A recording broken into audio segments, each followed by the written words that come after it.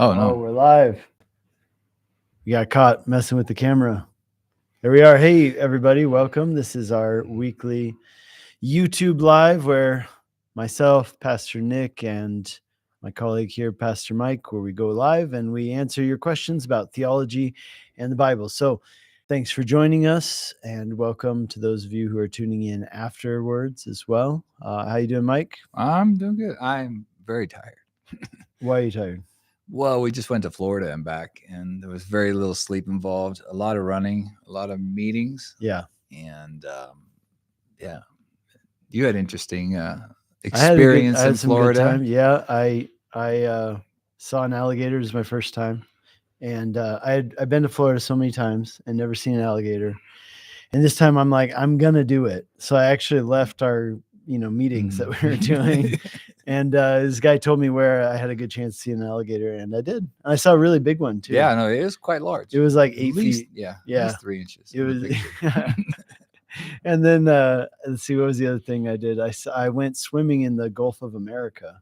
Yeah, I had swum before in the Gulf of Mexico. Last Yeah. time I was in the same area, Yeah. but it's my first time in the Gulf of America, so I want to make sure I did it. So I got down there at dusk. Now I'm from Colorado. We barely have any water, Yeah. and so I didn't know this, but apparently it's a bad idea to swim at dusk because that's when the sharks run the shore. And there were literally fishermen out there fishing for sharks, which I did not know. I didn't know you could fish for sharks. This is how Yeah. little I know about sharks. Okay. And so I did notice this, and this did strike me. I thought to myself, I bet it's a bad sign that nobody else is swimming here. Like there's no one else in the water. But then I thought, well, what are you going to do? Yeah. So I'm not going to go all that way and then Not get in the swim, yeah. water. So got in the water and I was swimming. I went out about 250 meters or 250 yards. And then there was like a buoy. I wanted to go around the buoy. As I was coming back from being out the buoy, I was with one other guy. He's a bit crazy too. His name's Ed. He was a pastor in Kenya. Now he pastors in California. And so he was down to go swimming with me. So we went out there and we went past the buoy, came back, and then he surfs.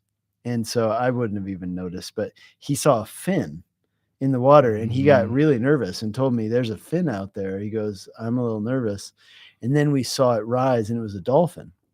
Well, anyway, so it was really cool. I mean, the dolphins came, they were like 10, 15 feet from us, and there were about 4 or so of them.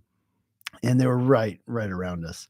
Well, anyway, we get back to the church the next day, and the same guy who told me which beach to swim at knew that I was going out there at dusk. He tells me, oh, yeah, that was a bad idea because that's when the sharks are out. And he goes, but if the dolphins come, the dolphins scare away the sharks. So that was a long story, but that's what happened. That's pretty cool. Yeah. But you didn't wrestle any alligators or see any sharks? We did try and find some alligators, but they weren't out when we were out running. So yeah, but I'm sure they're all over. We just didn't see them. But you got to go back. Well, we probably will. It's a pretty cool place. We got to travel out and visit with some folks at Calvary Chapel, St. Petersburg. Beautiful facility, just great people, great time, great fellowship, great discussions. And so, yeah, we'll probably do it again, head out that way. So, yeah, so we got a short week this week, though. Yeah. So a lot of catching up to do today, but yeah, there was not much sleep. And so I'm kind of dragging. Yeah. I haven't even had time to watch sports. Yeah. That's how busy we were. Well, that's not actually true. We did watch some basketball. Yeah, we did watch some basketball at night, but all right. Yeah. All right. So we got some questions to dive into today as our chat here populates, and we look forward to answering some of your questions live. But we do have a few here. From the first one's coming from 1 Corinthians 15:36, and it reads, "You fool, what you sow does not come to life unless it dies." And let me just read that whole section so we get the proper context. So, but someone will say, how are the dead raised, and with what body do they come? And then Paul says, foolish one, what you sow is not made alive until it dies. And what you sow, you do not sow that body that shall be, but mere grain, perhaps wheat or some other grain. But God gives it a body as he pleases, and to each seed its own body. So that's the context, and the question that comes to us is, you know, it seems that Paul's talking about us here, not just Jesus. That's 100% right. Yeah. Paul is not just talking about Jesus. Just for a little context here, what's happening in chapter 15. Okay, so throughout the whole letter of First Corinthians, Paul is addressing bad practices and bad theology that have come into their church. He spends most of the letter addressing the bad practices, but here at the end of the book, he really addresses the one really big bad theology that was coming into the church, and that had to do with, there were some people who were coming in and saying that there is no such thing as a resurrection from the dead, and therefore they questioned whether Jesus actually rose from the dead, or maybe, people just thought that he did, or they imagined that he did, or something like that. And they said, okay, not only did Jesus not rise from the dead, but also none of us are going to rise from the dead. This life is all there is. So try to live a virtuous life right now, and, stop worrying about eternity. And Paul's to that says, if that's all this is, a virtuous life, then we are of all people to be most to be pitied, right? If that's all this is, like, live a good life, then why shouldn't we? Why should we even bother to be virtuous? Because what is there? This life, if this life is all there is, if there is nothing else, then what's the point? And so, first of all, Paul in this chapter, he says, well, no. It is core to the gospel to believe that Jesus rose from the grave. He said, this is the gospel that we received and handed on to you, that Jesus Christ, died, he was buried, and he rose on the third day, and he appeared to these people. This is not a fable. This is not a legend. It is not metaphorical. Jesus literally rose. And then he talks about our resurrection, and he uses this illustration. This is where this passage comes in. The illustration is like, if you put a seed into the ground, what happens? Well, the seed dies, if you will, it dissolves, and then this new life comes out, and the new life is greater, it's better, and it's much bigger, and it's much more beautiful. Like, a seed itself is not particularly beautiful, but the thing that comes out of the seed. But in order for that to happen, the seed has to stop being a seed. Essentially, it will no longer be what it once was. It's destroyed by the life that comes out of it. And he says, well, this is a picture of the resurrection. And what happens? That we who believe in Jesus, when we die, we don't die. Rather, we go into the ground, if you will. And the life that God has imparted to us, that is like a big theme of John's gospel. He gives us his life, that is the light of men. We get it now, and it, springs forth from us and goes on for eternity. And the point is that the resurrection bodies we get will be bigger, better, more beautiful. I don't know if they'll be bigger, but they'll be more beautiful and eternal than what we have now. So they'll be different, but we will still be us. So, that's great. You're talking about John. That came to my mind. Truly, I say to you, John 12:24, unless a grain of wheat falls into the earth and dies, it remains alone. But if it dies, it bears much fruit. Just that idea that death has to happen in order for fruit to come forward. That the concept of death is something that Paul is not just drawing out of nowhere. It's something that he probably heard from the apostles, from Jesus, and so it's important to understand that death is, in order for life to come, there is, in order for heaven, there is a death that's going to be, but for us as Christians, that death is but of the physical death, and it's not a spiritual death, and it's a death to glorious life, which is really amazing. Yeah. So, a great question. Thank you for that. And so, hey, Jenna, thanks for joining us. Conrad, Josh, you're all welcome to the feed. Glad to have you with us here today. Conrad has a question: is Gog a real person or a place? Ready, set, go. That's a great question. It is one that has been debated for a long time by Bible readers and theologians. Really tough. We talk about Gog and Magog, and I know that Conrad has been doing a long study on Ezekiel, which is impressive, and I hope you've gotten a lot out of it. I'll just give you a few things just for anybody who's not sure. Gog appears in two places in the Bible. One is Ezekiel 38 and 39. The other one is Revelation 20. And so people aren't sure, is Gog, a representation of a future nation? Is a symbolic figure? Is a real person? Well, first of all, Gog in Ezekiel 38 and 39, it says this, 38:2, Son of man, set your face against Gog of the land of Magog, the chief prince of Meshech and Tubal. So there, it would appear that Gog is a leader from the land of Magog, leads an attack against Israel in the time to come, so the last days. So a lot of people think that Gog is Gog and Magog. They would say it's kind of like maybe like an alliance between Syria and Russia. So it's someone from the east, and then there's the land of the north, which is thought maybe to be Russia. I know in recent times with the alliance between Syria and Russia, for many years, people thought it was definitely going to be Russia and Syria, maybe Iran, and it seemed like this alliance was coming together. Now that's all, a little bit changed with Syria and their recent, change of government. I mean, who knows? Yeah, because Russia has completely moved all of their basically their whole presence is now their ships and everything have traveled back, and so they've vacated most of their bases.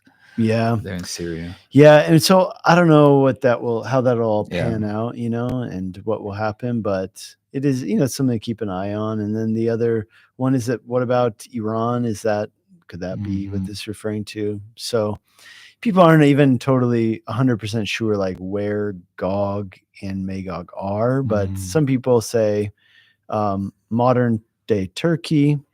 So there's some reasons for that. Other people believe that it's a historical leader. So in Revelation, they appear again, Revelation 20 verses 7 through 10. And that time at the end of the millennium. So that's interesting, right? So there's this 1,000-year reign of Christ. And at the end of it, Satan is unbound. Yeah. So he's bound for 1,000 years. Then he's released to tempt the nations one last time before his final judgment. And so at that time, Gog is brought up again there. And some people think, again, that will be an alliance of those nations, maybe like Iran, Syria, Russia, perhaps, or who knows, who knows what nations that could be, but that's the general thought. The other thought is that it's symbolic. It represents like the rebellious nations of the earth. So hope that helps. I don't. So the answer to your question, Conrad, the real person or place seems to have been a historical person who was the king or the prince of Magog. And then it seems to be a representation in the book of Revelation of rebellious nations. Now, does Gog and Magog, does that refer to any particular place? Maybe. It's possible. So, been much debated. Again, the main theory on that, if it is a real person or place, it's Russia and perhaps an alliance with Iran or with Syria. So that's all I can help you with. Yeah, no, Ezekiel's a great book. I always seem to slow down there when I'm going through the Bible. Yeah. In my Bible reading, for some reason, there's always something stuff. It has so many different, imagery and things like that. Such a fascinating book to get through. So, yeah, I know we look forward to hearing how you do with that, Conrad. Some great insights that you might have on that. And so, hey, Ocean, hey, Chubba is with us all the way from Hungary. Greetings to you, Chubba. And thank you for joining us today. If you have a question, we'd love to hear it all the way from Hungary. And Ocean has a question. If Jesus was man, then how can he know Judas was going to betray him? Didn't Jesus have an advantage that we don't have? Yeah, I've gone back and forth about this question, And so I'm going to just try and answer it in parts then. Did Jesus have an advantage that we don't have? I think the answer is yes. I think he did. So we've talked about, I think in our previous video, we talked about the idea of kenosis, setting aside divine privileges, but I don't believe he set aside everything. And I was just preparing a podcast episode that I recorded in November, but I'm also teaching a class on the church councils, early church councils. Okay. So let me just go through I believe it was the third council. Yes, the third council, Council of Ephesus. Okay. So the third ecumenical council of Ephesus in the 400s AD. And Ephesus dealt with this question, like, was Jesus always God? Jesus is God, they would say. Was he always human, or did he become human? And there was this idea from Nestorius, and I'm still trying to wrap my mind around what exactly the argument is here. So the question was like, is there a dichotomy between Jesus, God, and Jesus, man? And so Nestorius, this guy who was then considered a heretic, but now a lot of people look back and they say, well, maybe he wasn't actually a heretic. Maybe people just kind of like overreacted to his views, and it was kind of just a matter of like, the way you phrase things. And maybe if we would have just phrased it a little differently, they could have agreed. Yeah. Okay, so but like Nestorius's thing was that he said that the term Theotokos, which means God bearer, is a term that was given to Mary amongst Greek theologians. And they say that, in other words, Jesus was God even when he was in the womb. He never ceased to be God. And then, you can see times in his life where he did things which a normal person would not be able to do. And so then the argument is, well, didn't he do all those things by the power of the Holy Spirit? And the answer is, well, certainly some he did by the power of the Holy Spirit, but there were other things, like, for example, knowing what was in people's hearts, knowing what was in people's minds, knowing the future, etc. Was he just very intuitive? Did the Holy Spirit show him those things? Or was there something unique about him that is different from us? And the conclusion of the Council of Ephesus, which was, again, not about like, what do you think? What do you think? No, it's like they searched the scriptures and tried to make a definitive decision. And their definitive decision was that Jesus did have some divine privileges in the fact that he never ceased being God when he was man. Yeah. And then there's this other question, like, Jesus never ceases being man. Was Jesus always God and man? Or did he add humanity to his divinity? These are the questions that were dealt with at the Council of Ephesus. And shameless plug, I am going to be teaching a class on the early church councils and creeds starting next Wednesday night here at Whitefield. So I would encourage all of you who are interested to come. And by the time we get to Ephesus, I'm going to know like really, really, really well and be able to present it to the class. But that is the argument, disagreement. So to answer Ocean's question simply, didn't Jesus have an advantage that we don't have? Yes, he did. But also he gives us his Spirit to be our helper. And that word helper, parakletos, he comes alongside us to help us. That word parakletos, it means somebody who helps you, like how a lawyer or an advocate in a court of law helps somebody, which means he comes alongside you in your weakness, the things that you don't know, the things that you don't do. And he leads you into all truth and empowers you to do what God has called you to do. So in other words, I could see somebody asking the question Ocean's asking and getting the answer I gave, which is that, yes, Jesus was different than us and had some advantages that we don't have. And then their conclusion will be to use that as an excuse. Say, well, I can't do what God's calling me to do because I'm not Jesus, Well, yeah, but he gave you his helper. And he said, a helper of the same kind. I'm going to send you another helper, meaning another helper of the same kind. This is John 14. And then he says, and he will lead you into all truth. He'll remind you of things I said. And especially as we see in the book of Acts and at the end of the Gospel of Luke, he will empower you to do the things that I've called you to do. In other words, the answer is yes, Jesus is different than us. He's made of different stuff. But we should never use that as an excuse for why we can't do what God is calling us to do, because he has given us his Spirit to those who believe. Yeah, very good. Very good. I hope that helps, Ocean. And wow, people have joined us. Welcome, everyone. Great to have you with us here. And we just love to get to your questions. And so, yeah, Mr. Enoch WizKid, I have a friend that has recently got into 119 ministry. Should I be concerned? Is their ministry a cult? Seems like 119 Ministries is completely about the law of Moses. Now, I had to Google them because I've never heard of them, but I have heard of these type of ministries, kind of return to the Torah, Hebrew roots. Yeah, Hebrew roots kind of ministries. They meet on Saturdays. They probably observe all of the festivals and all of the,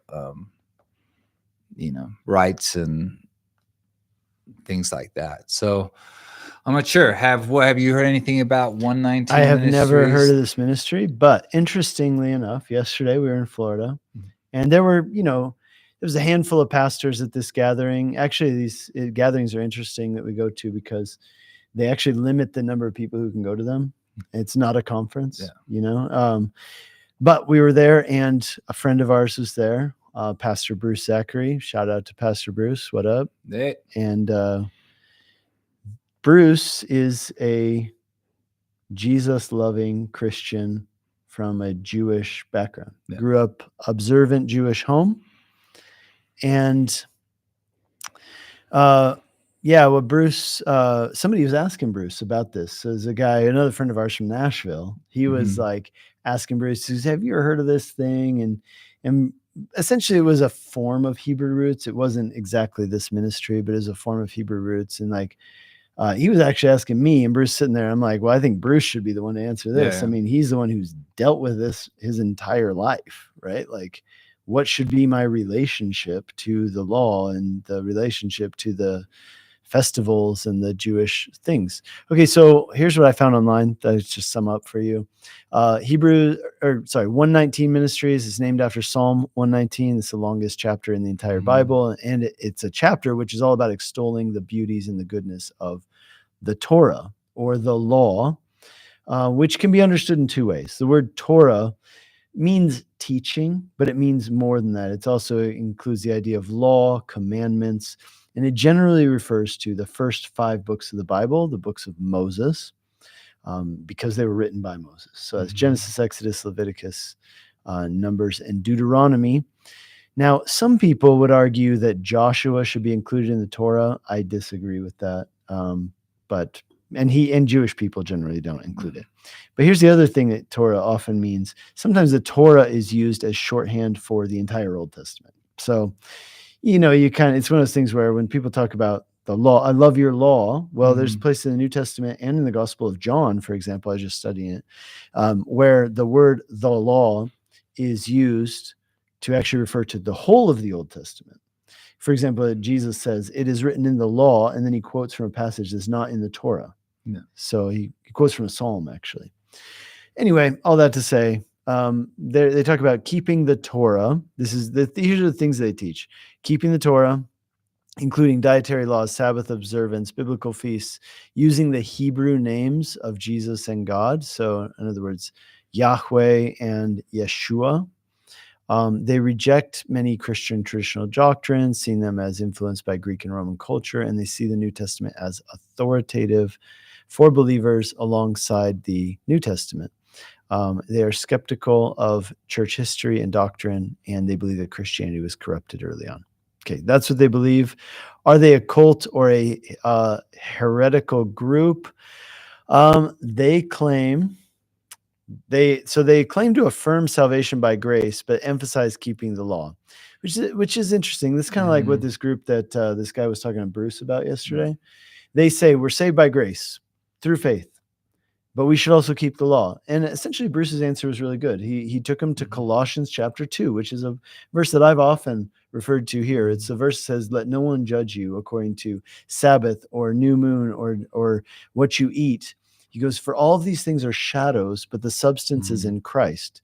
In other words, Bruce's conclusion is this: if you want to be a messianic Jew and observe the festivals and keep the law, you're more than welcome to do that, as long as you understand that it does not justify you before God. There's nothing wrong with the law. These wonderful pictures are great pictures that can help enrich your faith and practice. But if you start putting your confidence in yourself and your flesh because you do these things, then you're in big trouble. So it's kind of a Jesus and kind of thing, like a lot like what Paul was kind of even dealing with the Judaizers. 100%. Yeah. And that's why Paul says, let everybody be convinced in their own mind. Listen, if you want to get circumcised, get circumcised. No, it's not a prohibition against these things, but it's also not a command that you have to keep these things. And so I guess, honestly, I would disagree with this group. And I think that this leads down a path that is unhealthy. And is it a cult?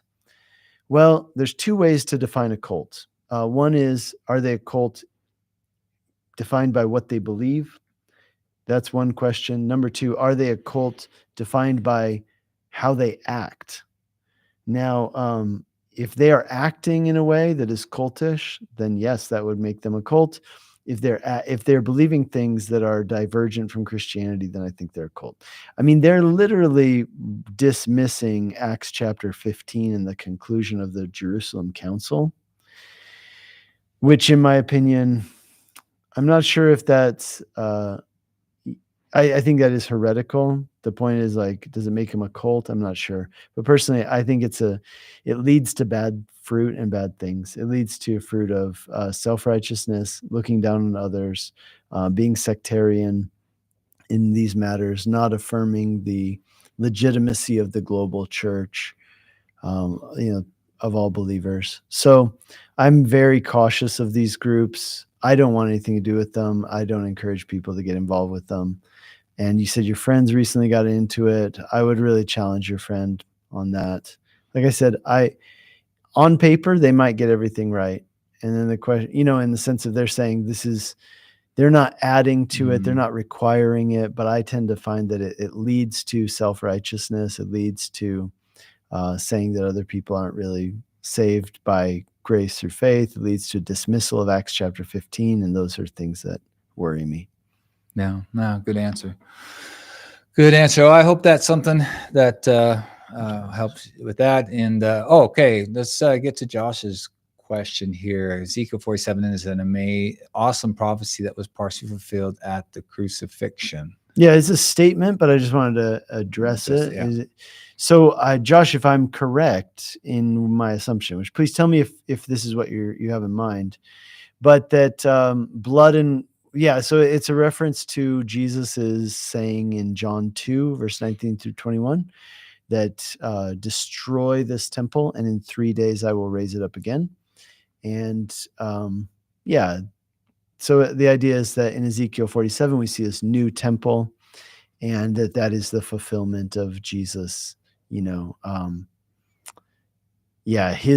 new temple that is being erected, He talked about the body. He said that he said this to speak of his death and resurrection. And so that idea that blood and water flowed from Jesus' side, and we see water flowing from the temple in Ezekiel 47. There's another really interesting thing about Ezekiel 47. I realize there's different ways to read the passage as far as from different eschatological perspectives. But what Ezekiel 47 describes is this amazing thing, which, especially when you go to Israel, it just blows your mind. It says that there will be a new temple, and that the Son of Man will come and he'll put his feet on the Mount of Olives. This is also said, by the way, in Zechariah.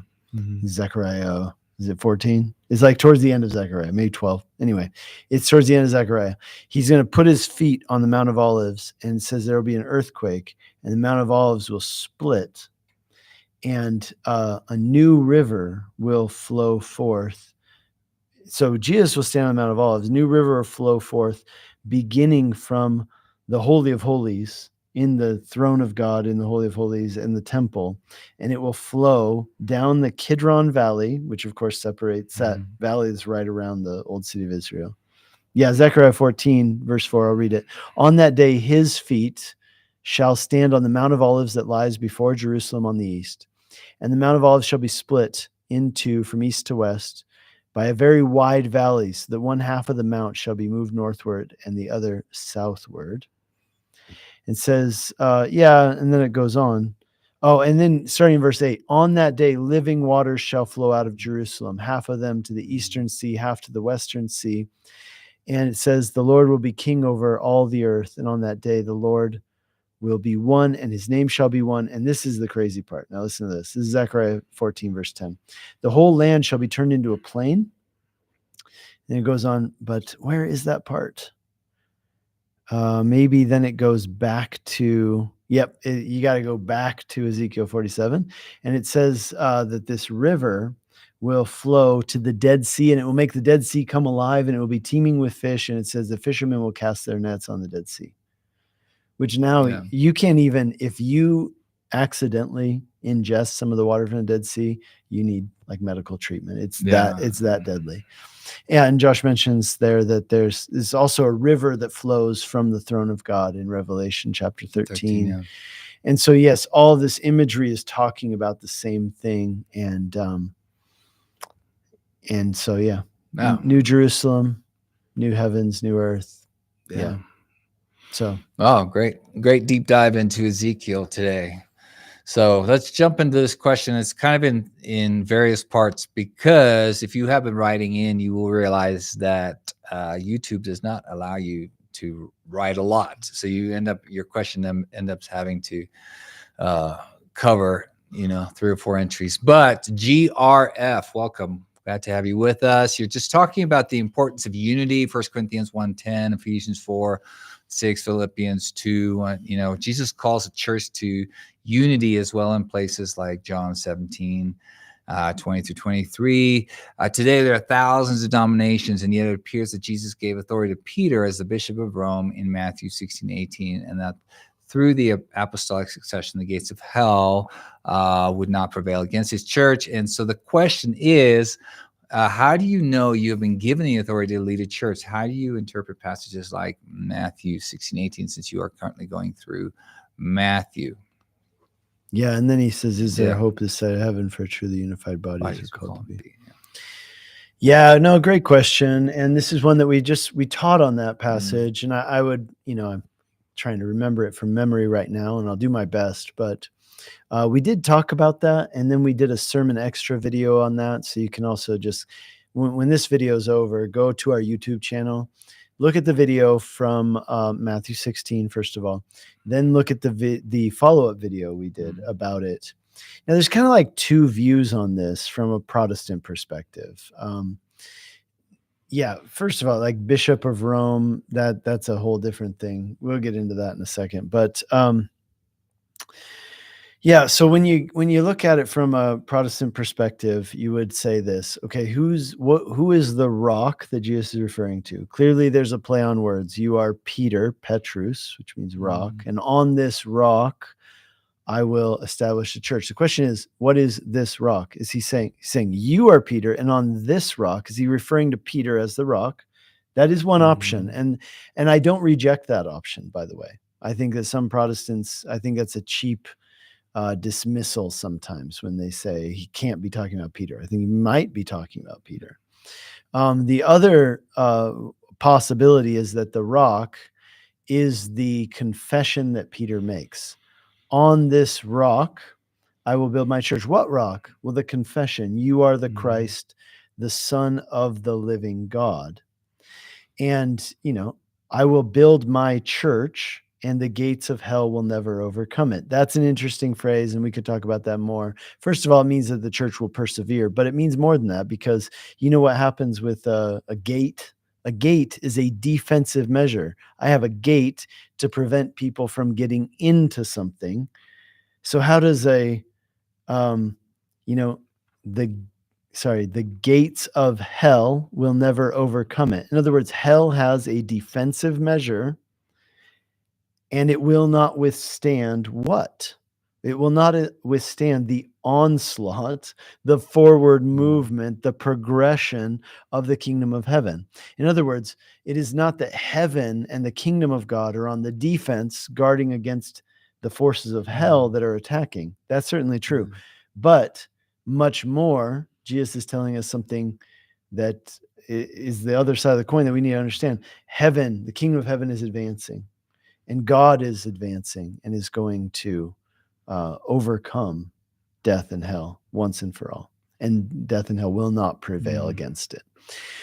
Okay, so there's that. Okay, so you got two options. Are we talking about Peter?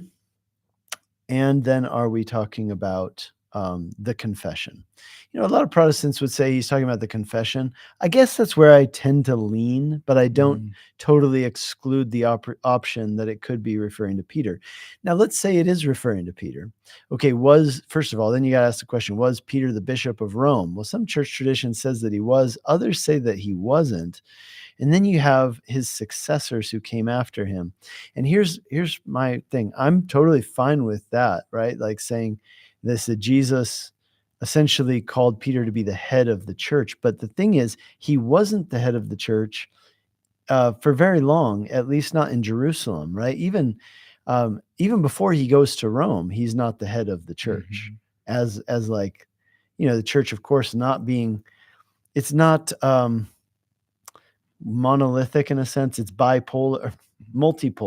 It's multipolar, right? So you have a church in Antioch, you've got a church in Jerusalem, and clearly the church in Jerusalem is seen as the leaders. But by the time we get to Acts chapter 15, Peter's not even involved, it seems, in as a core leader of that church. He's gone to Joppa, and from Joppa he's going to go eventually to Rome. But he's not the one calling the shots primarily in Jerusalem, which is at that time the church that the Antioch people will have to go to make sure that we're all on the same page. The leaders of the church are based out of Jerusalem. So then, things happen, and gospel spreads. Paul's spreading the gospel all over. And then Peter eventually makes his way to Rome. We know that because he dies in Rome. What was his role, and what was the role of the Roman church? Well, a lot of this then becomes a lot of stuff that we don't have a lot of history on his exact role. But then what you do know is that what happens is you get this multipolar church. And this is what led to the great schism between the East and the West, is that the East wanted to maintain this multipolar thing, and the West really tried to assert its authority. Now, some of that was actually geographic. Some of it was linguistic. But what happened is that the Roman Catholic Church, as we know it today, is not an entity that exists. So sometimes people are like, oh, well, Nicene Creed. Well, that's Catholic. Well, hang on. No. When you talk about Catholic, there's the way the word Catholic means universal. And there's also the way that we talk about the Roman Catholic Church. This is why in all theological discourse, nobody ever just uses the word Catholic, because they understand this, that Catholic is a Latin word that means universal. But if you want to talk about a entity or an organization, then you got to talk about the Roman Catholic Church, you got to talk about the Greek Catholic Church, and there are other churches that would even use the word Catholic. So obviously the Roman Catholic Church is the largest of those, but it's really important to understand the Roman Catholic Church as we know it and think of it today really didn't come into existence until the time of Gregory the Great in the early 500s AD, which would be after the time of the church fathers, what we call the patristic period. And you got to understand that as East and West moved away from each other, which again, geographic, political, and linguistic, as they move away from each other, what ends up happening is that they end up having a schism, right? The Great Schism. And that's codified at one point. But the reason, some of the things that led to the Great Schism were, again, political, geographic, and linguistic.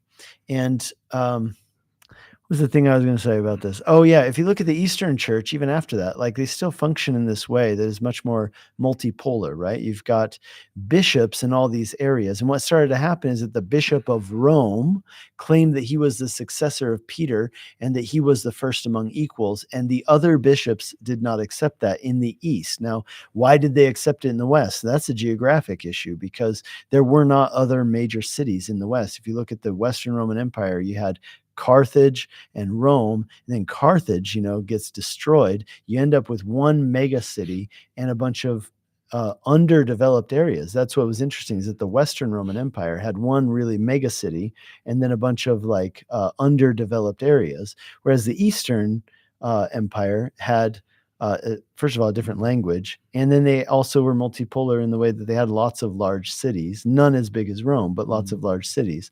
And so the Eastern Church continued to function in the same way. And you can still see the vestiges of that in Eastern Orthodoxy to this day, right? Where you have patriarchs, but none of them are claiming to have supremacy over each other. And so what happened is that as Rome started asserting its primacy or supremacy, the other bishops at that time really did not accept that. They were like, hey, who do you think you are? Right? Like, saying that you have the rule. And so, oh, well, I'm the successor of Peter. And they started pointing to Matthew 16. And even at that time, they were like, well, that's not what that means. Even if it was talking about Peter being the foundation for the church as it went forward, he clearly was the early leader of the church, which is why I don't reject that view outright. But in other words, even if Peter was the foundation of the church, does that mean that that leads to naturally the only conclusion is that the Roman Catholic Church is the only true church? And I think the answer is clearly no. And not only that, but most of Christianity throughout history has not accepted that. And it was through, political things that the Eastern Roman Empire ends up, diminishing in its significance. The Western Roman Empire ends up being very powerful, that view gets spread to many people. Anyway, there's a lot to be said on this issue, but I do not, long story short, how do we know we have the authority to do this? Well, that goes back to, Jesus sending out his apostles, an apostolic succession, following the scriptures. We're given the scriptures. Paul raising up elders in every place that he goes. Those elders are given the right to lead churches. Paul's out there planting churches, raising up elders, which, by the way, is the same word as pastor. And he's raising up elders and overseers in each of the churches, telling Timothy to do the same thing without Peter's oversight or approval. Okay, so that's just another example. But my point is that there's plenty of reasons why we don't need Rome's approval to do this, because this is a famous thing from Luther in the Reformation. It's the priesthood of all believers. We have the scriptures, we go according to them, and we believe that this movement and so will there be unity, true unity? Well, yes, there will be unity, but what do you mean? Do you mean organizational unity? I don't think that that's going to happen, but I do think that true spiritual unity does exist. There are a lot of believers in our city and outside of our city, and they're not part of our organization, and we're not part of their organization, but we recognize the fact that based on the gospel as it's outlined in the scriptures, that they're true believers and we're true believers, and we see each other as brothers and sisters, and we have unity in this way.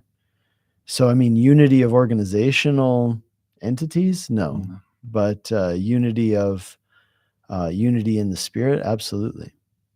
Okay, so sorry, I know there's a ton of info, and probably not all. I probably didn't close all my loops that I opened, but that's some thoughts. Yeah, no, I think that's a great answer to the question. Yeah, I think that's key what you said. Unity around the gospel, not unity around organization. Yeah.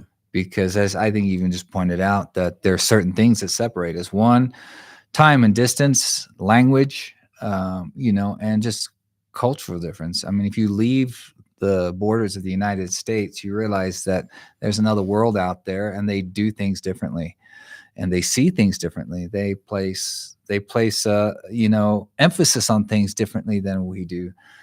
in a Western culture, if you go into Eastern cultures. And so that in practice looks differently. And so God's not calling us to be cookie cutter images of the Roman Catholic Church or whatever that was, but he's calling us to be unique representations of him to, his people, the hands and feet in whatever language, whatever culture, being faithful to the scriptures. That's the unity he's calling us to. And I would say that there's a need for different organizational entities to a degree as well. And, I do agree with the mantra of the Reformation, which is Ecclesia Reformatus Semper Reformanda, which is the church reformed and always reforming, which means that we never get to the point where we say, okay, we've got it done.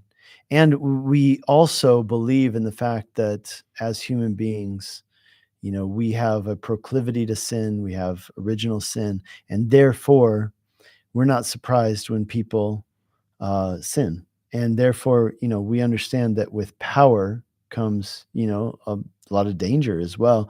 And I think that it would, you have to look at, why did the Reformation happen? Well, it's because the Roman Catholic Church had been so corrupted, and in both their beliefs and their practices. And so, if you look at that and you say, well, so are we just going to look at Matthew 16, verse 18 and say, well, because Jesus said this thing, which can be interpreted many ways, it can be interpreted multiple ways, that we're just going to dismiss all of the corruption theologically and practically that has gone on in that institution? That's what some people do. And I just think that I don't think that that's right. Just even looking through the Gospels and Jesus talking to here's a good example. This coming Sunday, we're looking at this passage in Matthew chapter 21, where Jesus goes and he's really arguing with the Jewish religious leaders. And he's saying, you guys have the appearance of someone who should be spiritual, but there's no real fruit. And you've become corrupt, and you've rejected the prophets, and you're even going to kill the Son. And what should be done? Well, you're going to lose your authority. And so I would say the same thing. Even if any church institution starts out with a God-given authority, they forfeit that authority when they go against God's will, God's teachings, God's practices. And I would say that that is the case with this group in question. Yeah. Yeah, no, I totally agree. So where are we on our list here? Well, I hope that answers your question, GRF. Yeah, check out that sermon extra. And yeah, if you got any more questions, make sure you hit us up. And back to Conrad. Could Gog be a future person that isn't around yet? Sort of like Isaiah's prophecy about Cyrus. So Conrad, I think the answer is yes. I think Gog could be a future person that isn't around yet. Yeah. I think it's an archetype, right? So when it's talked about in Revelation, clearly Gog, if it was a real person, kind of like you mentioned Cyrus, right? If it was a real person back then, could it be a future person who's not around yet? And I think the answer to that is yes, it could definitely be an archetype. Okay. Yeah. Excellent. All right. So now we're going down here. Patty joined us again. We definitely like E. Fried. She's an AP class with her. Yeah, and she's definitely someone who's a wonderful example of someone who's following Jesus. Yeah, that's great. Great testimony for you to share that with us here today. Let me jump into our question on here because I don't see any on our screen there. Can you talk about the commandment from the Ten Commandments that is about graven images? Yeah. So, it says, you shall have no other gods before me, and you shall create no graven images. A graven image is literally an idol, right?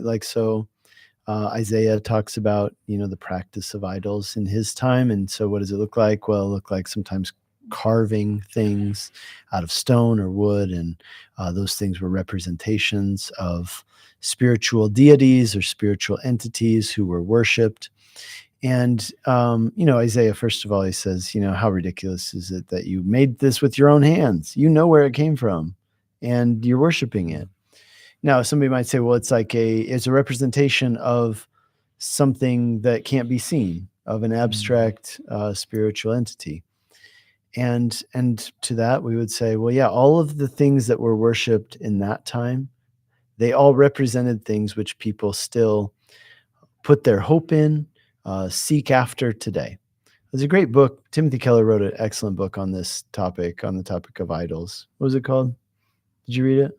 I read it. I don't remember. What was it called? It's called read so many books last year. Counterfeit Gods. Yeah. It's called Counterfeit Gods. It's very good. It's a very good outline of what idolatry is in our modern day and what the Bible has to say about it. So, yeah. So, like, for example, a lot of these pagan deities or spiritual entities represented, I don't know, finances, material wealth. What do you call it? Like when termic gainshig, what do you call it? Material things. Yeah, but like when you produce things from the ground. Oh, okay. I don't know, organic. No, you know, like when you get good crops. Oh, yeah. Lots of crops. Yeah, lots of crops, yeah.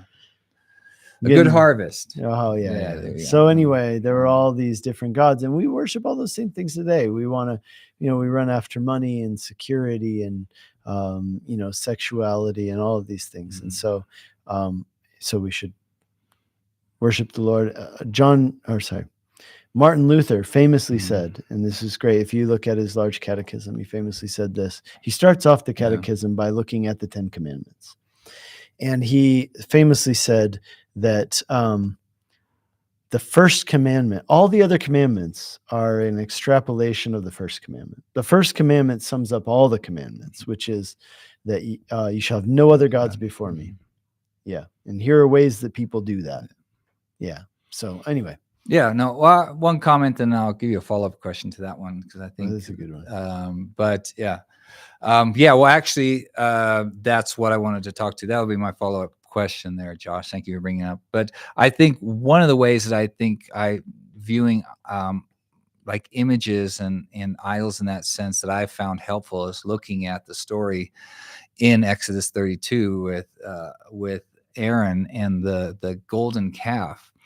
And the way I read that, and the way that I really think about that, is that you have people who want to create something that they themselves can form and handle, and that they can give, it's something, you had Moses up on a mountain with the deity, God, the Father, who had brought them out of, there was no discussion that there was something bigger than them, more mighty than them, and freaking them out, right next door.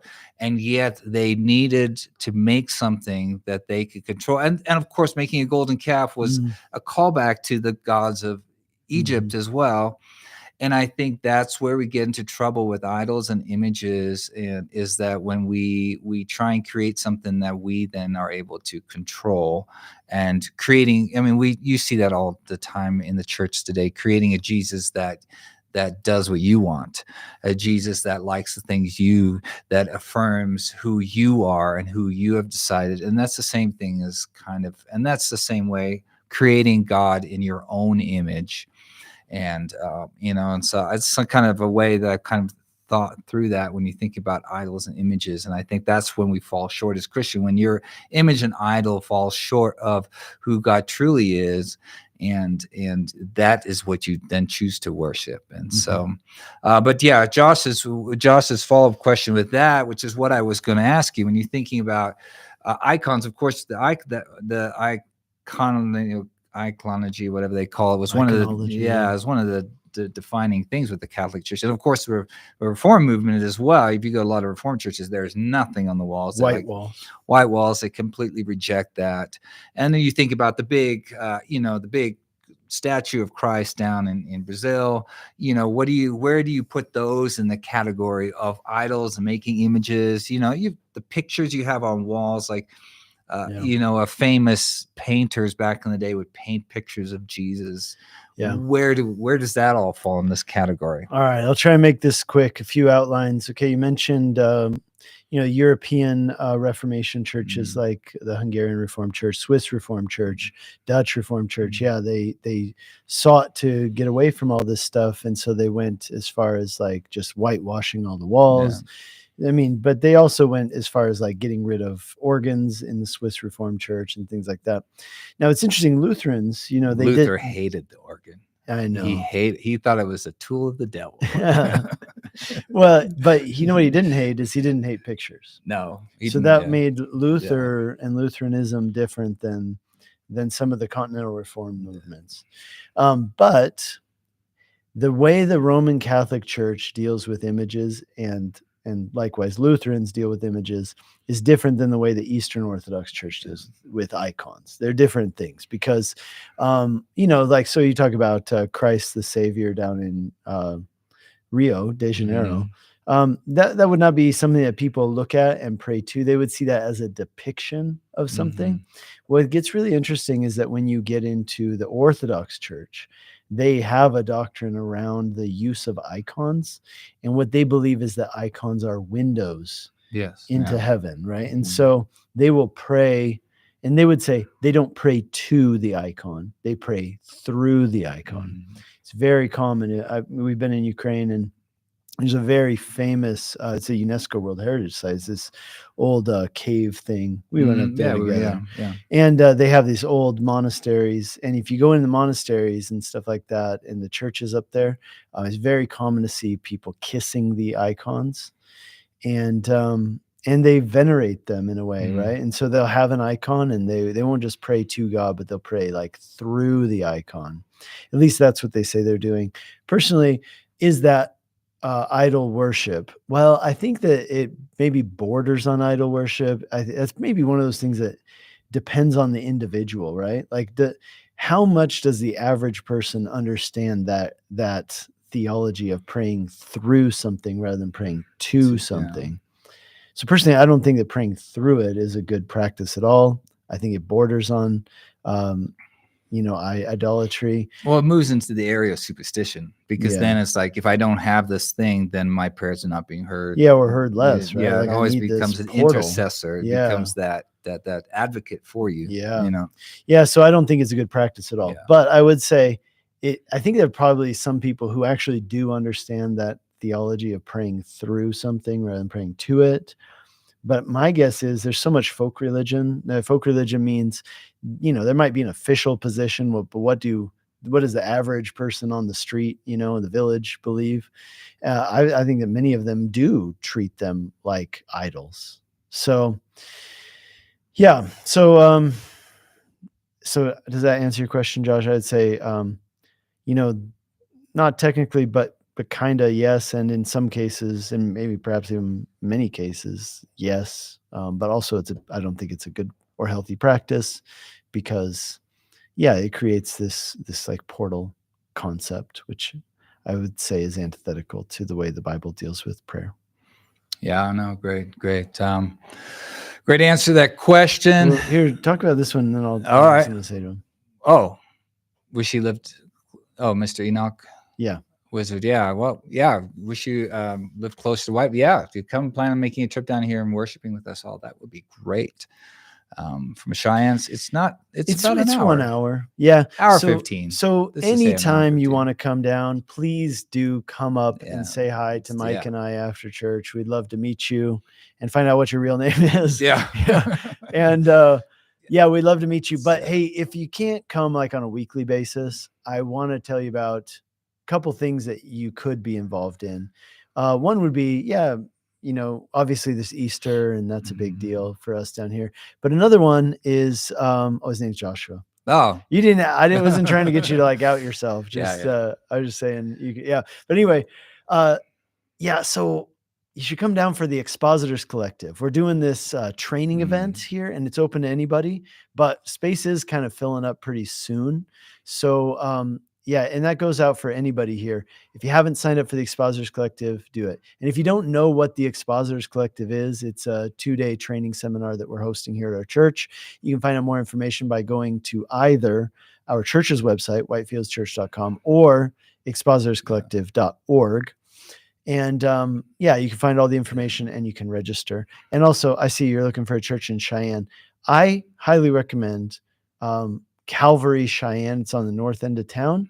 The pastors there are good friends of mine. And Definitely. yeah, like Pastor Sean Sells just handed the church over to Pastor Doug.